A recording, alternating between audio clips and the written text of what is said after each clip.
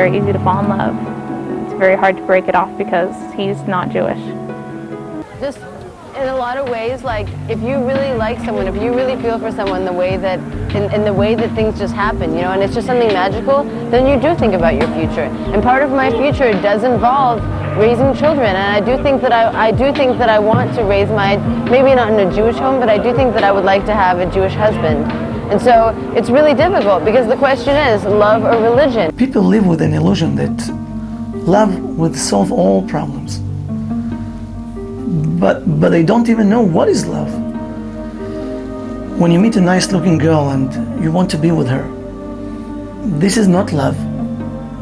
This is passion. And the passion goes away as the time goes by. Then your relationship has nothing to hold on to. And you pay the outcome. A real love is not passion. It can never die. It's something that builds up during the relationship, when both partners experience the same things, when they support each other, when they go through the same everyday routine. The falling in love that we see in the movies, it's an imaginary story written by Hollywood producers, and nothing more than that.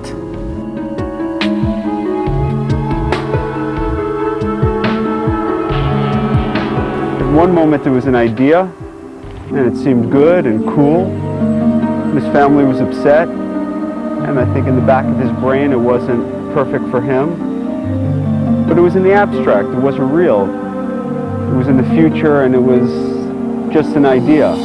At the moment that it became real, in the wedding, in this church, in England, with 200 Christians from her family and 20 Jewish people from New York from his family, it became an uncomfortable moment. When I met her first, I didn't think it's going to be anything serious. I thought it's just for fun. Then the relationship got deeper, and I thought, why not? If she converts, we can have a nice Jewish family. So what if she's not Jewish? She's a human being just like me. She has a good heart. And she didn't mind to convert to Judaism. For her it was something exciting. A different religion, a different mentality. Someone was making a decision that was going to affect the rest of his life, and not just his life, but was going to determine the legacy of his family. And the legacy, the choice that he made for this legacy was that his children and their children and their children would all not be Jewish.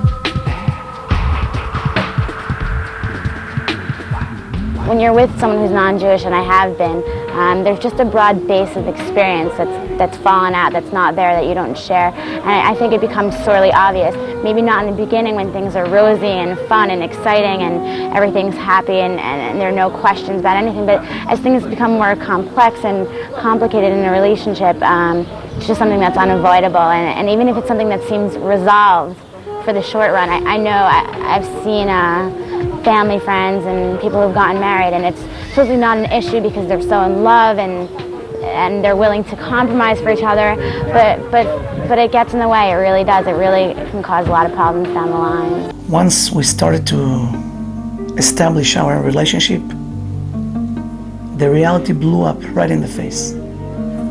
How are we going to raise up the kids?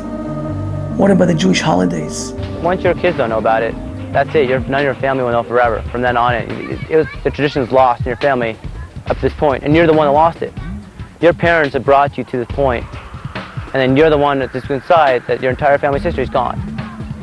In so many people's homes, Judaism is such a minute part of it. It's latkes at Hanukkah time. It's spinning the dreidel, but that's all it encompasses, and it's so much more. It's such a deep, amazing religion, and not very many people realize it. And unless it's taught in the home, there's so many other things that look so much better out there.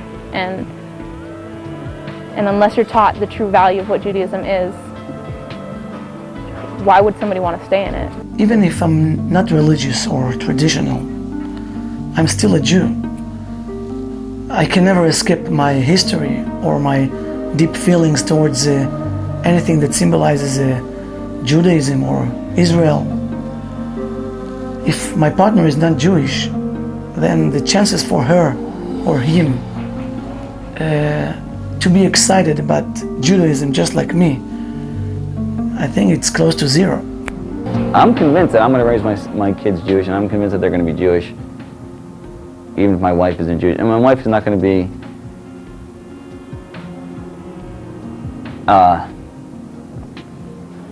it's not that important part in my life, being a Christian. It's getting more important. If my wife wanted to have a tree, you know, during Christmas time, then yeah, I guess I may or might not allow it. I'd probably, you know, why not? I guess I'd allow it.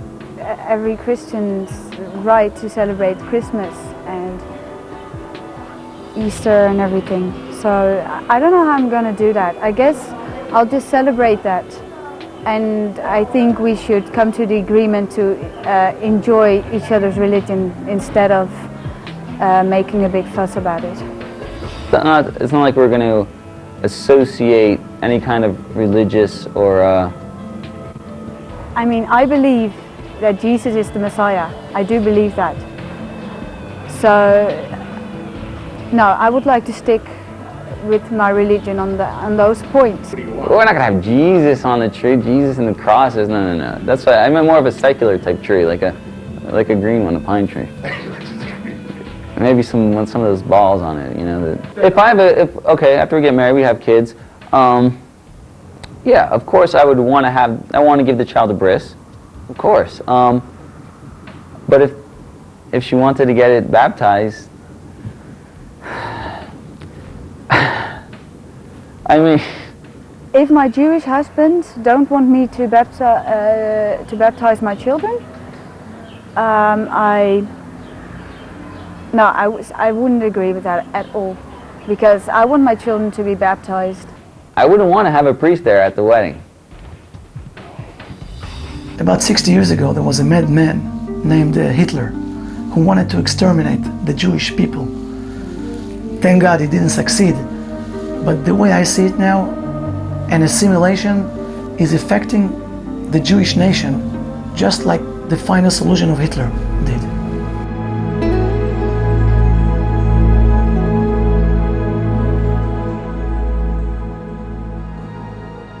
Our planet isn't as big as we once may have imagined. It now takes seconds to communicate any piece of information. Travel from one corner of the earth to another, or to Israel, is a matter of hours. For 2,000 years, most Jews would have given anything to come to this country, and to Jerusalem, its capital. Now that we can get here, how fully do we appreciate what is known as the holiest place on earth? The Kotel. The last remnant of our holy temple, destroyed 2,000 years ago, continues to be the focus of Jews of all persuasions from all over the world. This place belongs to you.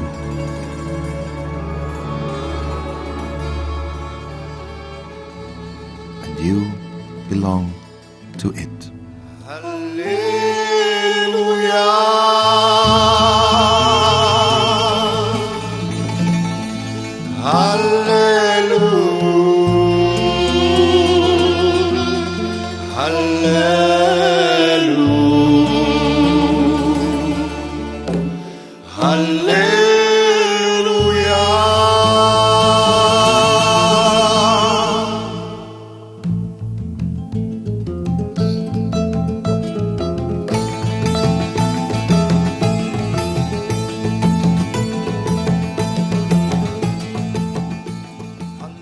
Napoleon once saw Jews mourning the destruction of Jerusalem, and he said, "Where have we ever found another people in the world who have preserved their memories and aspirations for thousands of years?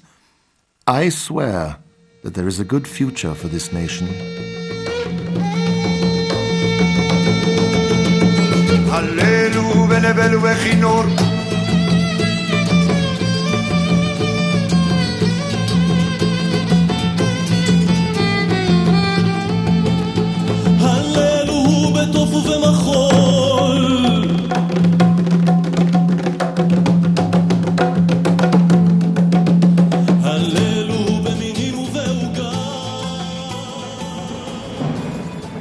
Every Jew is the outcome of 3,311 years, 247 days, 17 hours and 45 minutes of the most amazing history on earth. Mark Twain from Harper's Magazine, September 1898, concerning the Jews. The Egyptian, the Babylonian, and the Persian filled the planet with sound and splendor, then faded to dream stuff and passed away.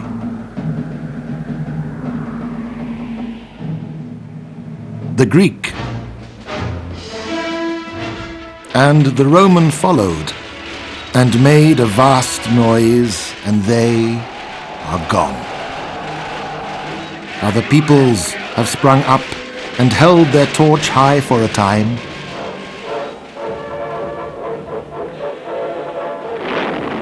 But it burned out.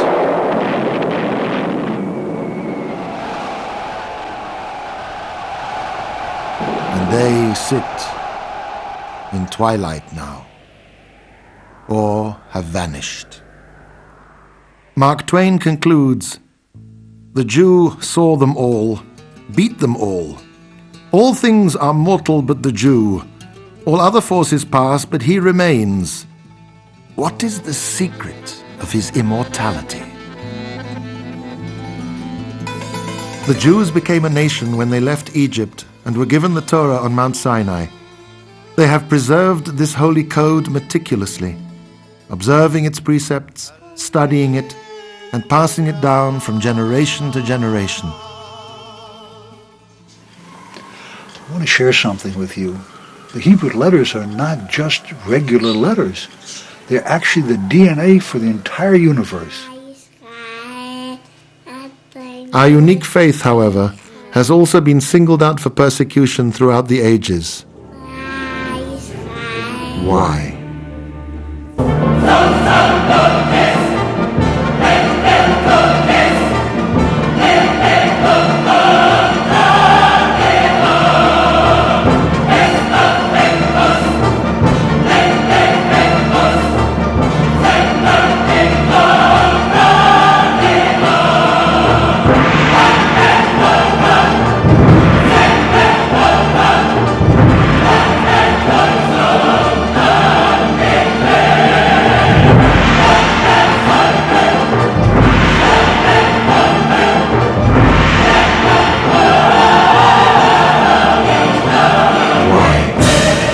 Hitler once said, "The Jews have inflicted two wounds on mankind, circumcision on its body and conscience on its soul."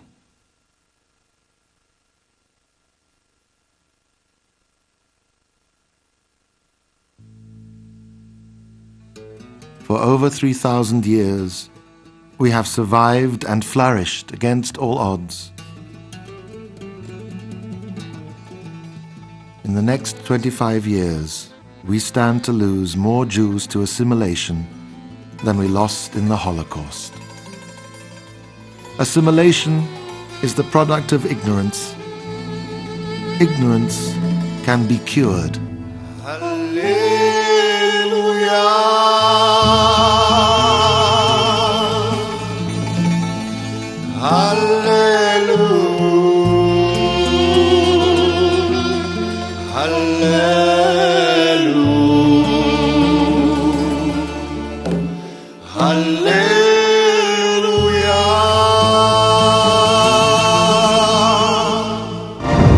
Once you know who you are, where you come from, what meaning the past has for your future, you bring great meaning into your life. And when you do that, you bring great meaning into the world.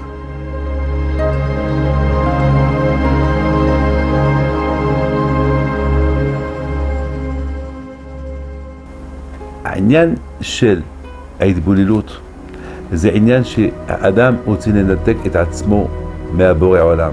בהתחלה זה נראה לו, לחיות ככל העמים. אבל האמת הוא, האדם, ככל יותר שהוא יחשוב ויראה שניתוק מהיהדות, זאת אומרת, זה הסוף. מה רק קרה לכל העמים? התבוללו, זה היה הסוף שלהם. עם ישראל, אנחנו אומרים היום, עם ישראל חי. מדוע אנחנו אומרים עם ישראל חי? עם ישראל חי וקיים לא בגלל שהוא עשיר ובדי שיש לו כוח, לא. החיות של עם ישראל באה לו מהאחדות.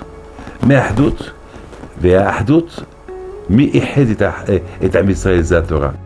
סיפור ומעשה שהיה בתקופת השואה.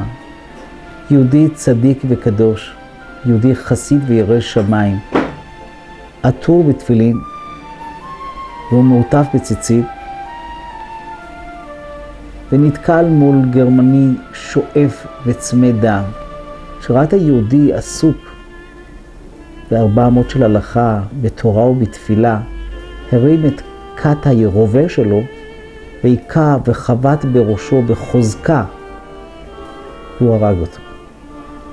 עד לראייה הייתה הבת שלו, והבת הייתה המומה, הייתה נסערת, הייתה ממש לבה פורצת, והיא החליטה, כדי לעשות סוף למעשה הזוועה והנורא הזה, אני נוסעת עכשיו לאירופה, אני נוסעת לצרפת, ואני רוצה להתחתן עם גוי. היא נסעה לצרפת, אחרי המלחמה, כבחורה די צעירה, והתוכניות שלה היו להתחתן עם גוי. חברו של האבא, יהודי יקר מאוד מאנטרפן, שגם הוא ניצול שואה, שמע, יהודי מבלגיה, שמע, אמרו לו, תשמע, הבת הזאת של החבר הטוב ביותר שלך, החברותה שלך, היא גמלה, בדעתה גמרה עומר, ללכת ולהתחתן עם גוי. הוא היה חייב לעשות לפחות השתדלות כדי לעזור לחבר הקדוש הזה שנפטר על קידוש השם. הוא נסע לצרפת, דפק בדלת, והוא ביקש אם אפשר לקבל כוס מים, והגישה לו כוס מים.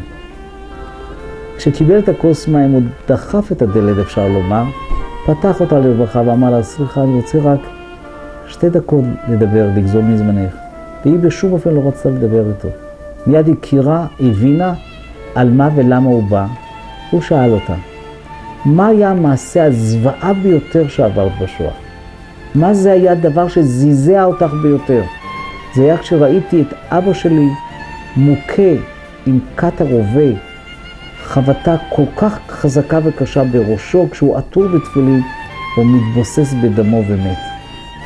ומה הדבר היקר ביותר בעינייך? אמרה, אני מעריצה גדולה מאוד של אבא שלי. אני חושב שבכל היהודים אבי היה דוגמה ולמופת במעשים, במצוות, בצדקות, בחסדים שלו. אז הוא שואל אותה, את הולכת להתחתן עם אחד שאת יודעת שלא וליהדות אין כלום. התכונות, המזגים, הטבעים, הדרכים שבעצם הגוי בנוי בהם, עליהם. אז את הולכת לתת יד לזה? זה מה שאת הולכת לשפות או אולי לפצות את אבא שלך? ואז ירדו וזלגו המון דמעות באותו מעמד, ואותה בחורה נישאה ליהודי, והיא היום, היא סבתא עם הרבה, ברוך השם, נכדים ונינים, שכולם יראים ושלמים. מוריי ורבותיי, זה מעשה שהיה, וזה מקרה שקרה, אבל אנחנו חייבים לדעת, גוי זה לא יהודי. כשם שיהודי זה לא גוי. זה 2 דברים, זה 2 נושאים. זה 2 חתכים שונים. אבל כשמבחוץ זה לא נראה, והרבה פעמים אנשים שואלים, מה ההבדל? מה ההבדל? ההבדל הוא עמוק. ההבדל הוא במהות. ההבדל הוא בתכנים. ואנחנו חייבים לדעת, נצח ישראל לא ישקר. אנחנו נגד, חס ושלום, אותן גזענויות שדיברו עליהן. אנחנו נגד התורות והפרשנויות שפיתחו אותם אנשים גזענים. אנחנו לא נגד גוי. אנחנו מתפללים עליהם שיחיו, ואנחנו מקריבים 70 פרים בזמן שבית המקדש היה קיים, כדי שהגויים גם כן יחיו בחיים שלהם. אבל אני כיהודי צריך לדעת, אנחנו עם סגולה, עם של ממלכת כהנים וגוי קדוש.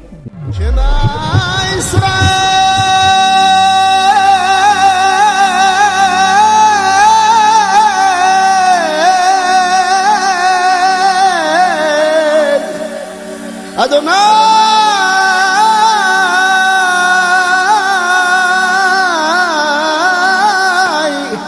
אלוהינו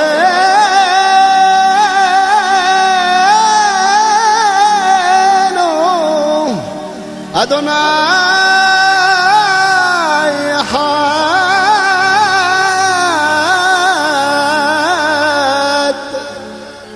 אדוני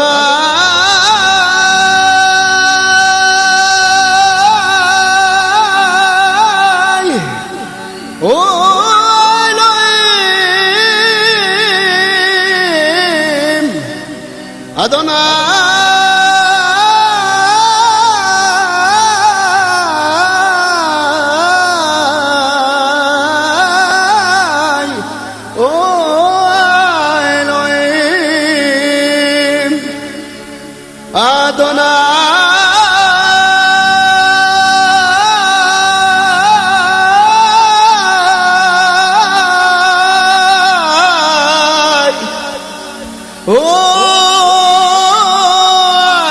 אלוהים אדוני אדוני